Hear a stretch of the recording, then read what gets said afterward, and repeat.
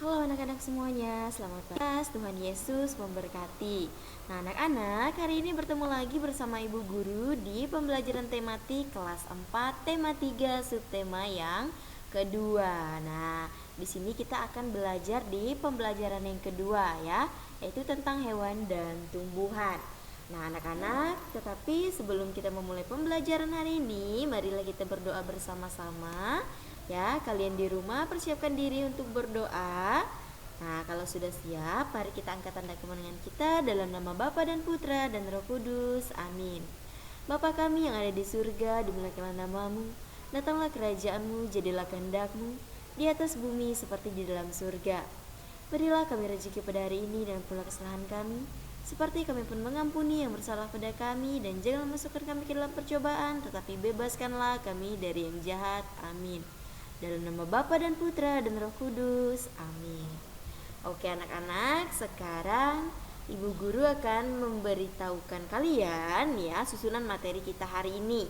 Nah, susunan materi kita hari ini yang pertama ya anak-anak, kita akan membahas tentang hak dan kewajiban terhadap lingkungan. Ya, kemudian ada wawancara dengan narasumber ya. Nah, itu di tema yang ketiga. Kemudian sikap dan keterampilan dalam wawancara. Nah, itu nanti kita akan belajar di pembelajaran yang kedua. Nah, sekarang anak-anak, kalian bisa buka buku LKS kalian halaman 43, yaitu tentang hak dan kewajiban manusia terhadap hewan.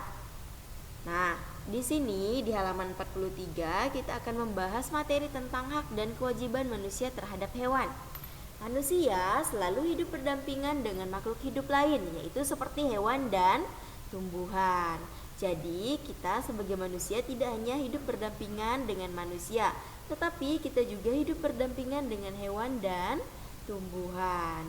Nah, kemudian hewan di sekitar kita ada beberapa macam anak-anak, yaitu ada hewan peliharaan, kemudian ada hewan ternak, ada hewan liar, dan hewan langka. Nah, manusia itu memiliki hak terhadap hewan. Manusia dapat memanfaatkannya untuk memenuhi kebutuhan hidup. Nah, dan memperoleh pengetahuan-pengetahuan tentang hewan, terutama hewan langka. Nah, jadi anak-anak, hewan langka itu perlu untuk kita lindungi, dan hewan langka itu juga harus kita lestarikan agar tidak punah. Nah, sebagai contoh, manusia dapat memanfaatkan tenaga, kemudian daging, susu, telur, dati hewan ternak.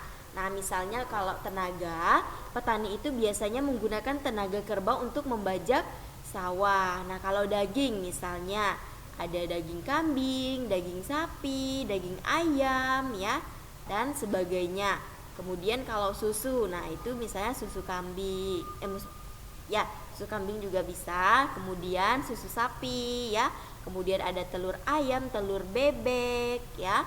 Nah, itu dari hewan-hewan yang bisa dimanfaatkan oleh manusia untuk memenuhi kebutuhan hidupnya. Nah, kemudian manusia juga memiliki kewajiban terhadap hewan yang ada di lingkungannya. Nah, jadi anak-anak, selain memanfaatkan hewan yang ada di sekitar kita ya, jadi di sini manusia juga memiliki kewajiban terhadap hewan dan lingkungan tersebut.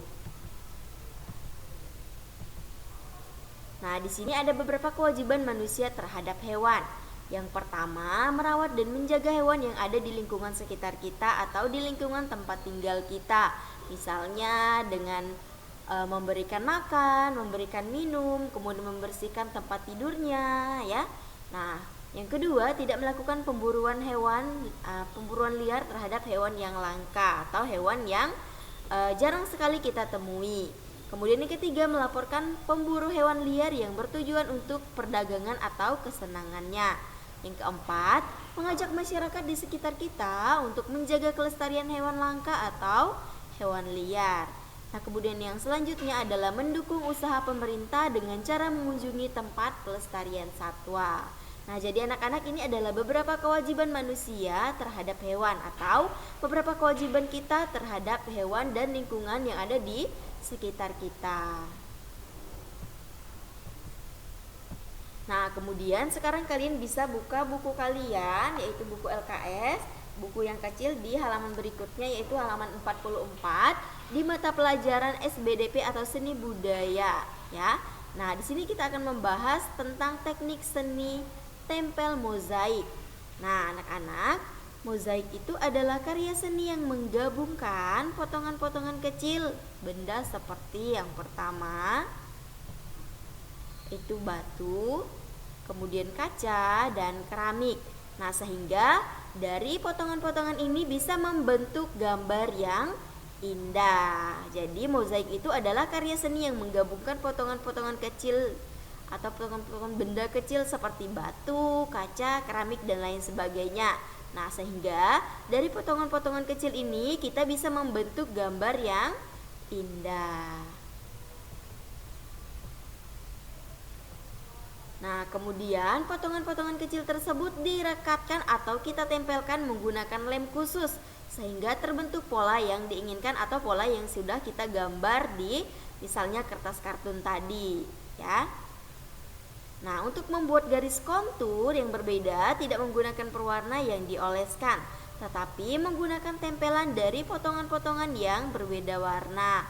Nah, di sini ya anak-anak untuk membuat garis kontur ya atau misalnya gambar yang berbeda tidak menggunakan pewarna yang dioleskan ya, tetapi di sini kita menggunakan tempelan-tempelan misalnya dari kaca ya atau misalnya dari keramik ya. Nah, dari potongan tersebut itu kita bisa menggunakan beberapa warna agar tampilannya itu terlihat lebih menarik.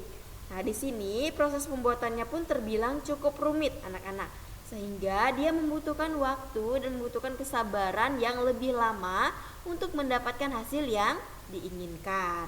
Nah, jadi ya anak-anak, untuk membuat mozaik ini kita membutuhkan waktu yang cukup lama, kemudian proses pembuatannya juga terbilang rumit ya, karena kita harus menggunakan potongan-potongan tersebut, kemudian menggunakan lem dan kita juga harus melekatkannya atau merekatkannya itu dengan teliti agar hasilnya juga lebih bagus atau lebih menarik.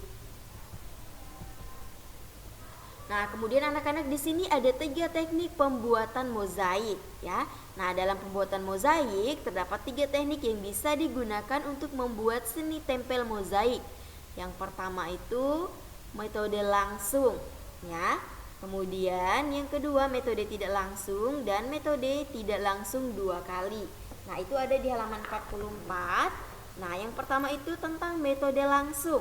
Nah, metode langsung itu adalah teknik dengan menempelkan satu persatu potongan-potongan dari benda yang digunakan pada permukaan benda 3 dimensi lain.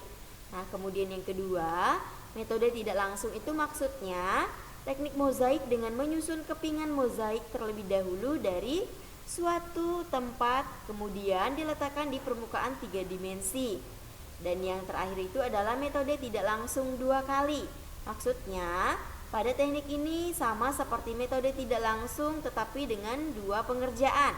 Sehingga setelah metode pertama selesai dilanjutkan dengan metode yang kedua atau metode yang sama ya. Jadi dalam membuat sebuah mozaik ya atau karya tempel mozaik itu ada 3 teknik yang harus kita pelajari atau kita lakukan terlebih dahulu. Yang pertama metode langsung, kemudian metode tidak langsung dan metode tidak langsung 2 kali. Nah, kemudian selanjutnya di sini anak-anak ada langkah-langkah untuk membuat sebuah mozaik. Nah, langkah yang pertama itu adalah gambar pola mozaik di kertas terlebih dahulu. Ya, kita bisa menggunakan kertas kartun. Kemudian kita beri lem pada bidang gambar tersebut secara merata. Kemudian tempelkan potongan-potongan benda yang akan ditempelkan dengan rapi. Dan perhatikan komposisi warnanya. Nah, ini kalian perhatikan di halaman 44 ya. Nah, di situ sudah ada 3 gambar. Nah, gambar yang pertama ya, langkah yang pertama itu kita menggambar polanya dulu. Nah, di sini itu kita menggambar kupu-kupu ya. Nah, kemudian setelah kita menggambar polanya, baru kita memberi lem secara merata. Kemudian yang terakhir adalah menempelkan potongan-potongan kecil tadi kepada pola yang sudah kita gambar tadi.